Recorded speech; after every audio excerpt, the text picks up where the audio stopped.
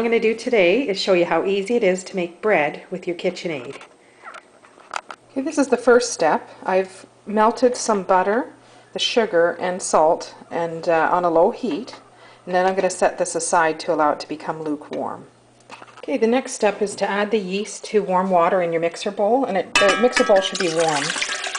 I took the chill off by putting it in that warm oven of mine for about a minute. The oven's off, it's just warm. See the yeast in there? Now I'm going to add this butter mixture that's lukewarm.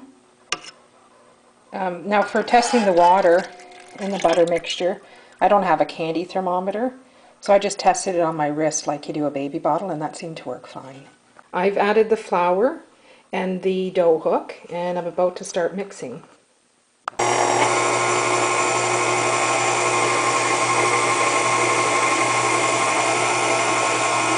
So this is just going to be for about a minute, and I'm going to add some more flour and let it continue to mix. And for the next 2 minutes it mixes until it pulls away from the bowl. After that it will be kneaded by the machine for 2 more minutes. Okay, when you take the dough off of the hook, it's elasticy, and then just put it into your greased bowl and turn it so that the top can get greased as well. Now I'm going to just cover this with wrap and a towel, and I'm going to put it into that oven that's turned off but is nice and warm. It'll sit in the oven now for 1 hour to rise. I'll just close the door so it doesn't get a draft. It's all bundled up. It's been an hour. The dough has risen to double its volume.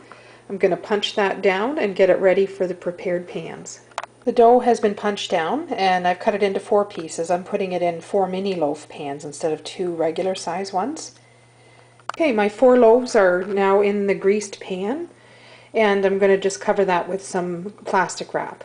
The plastic wrap is on really loose. I've cut it extra big because I know they're going to rise to almost double again. I've again prepared the oven by setting the temperature to 400 for 1 minute and then turning it off so that it'll be a nice warm place for these to rise for another hour. Okay, they're sitting in the oven ready to warm. I'm going to close the door and I'll come back and have a look at them in a little bit. I don't put the towel this time, it's too heavy because the loaves are going to actually expand outside the pan. At 30 minutes they've almost risen to double their size. We'll wait a little longer and then we'll get the oven ready to bake them.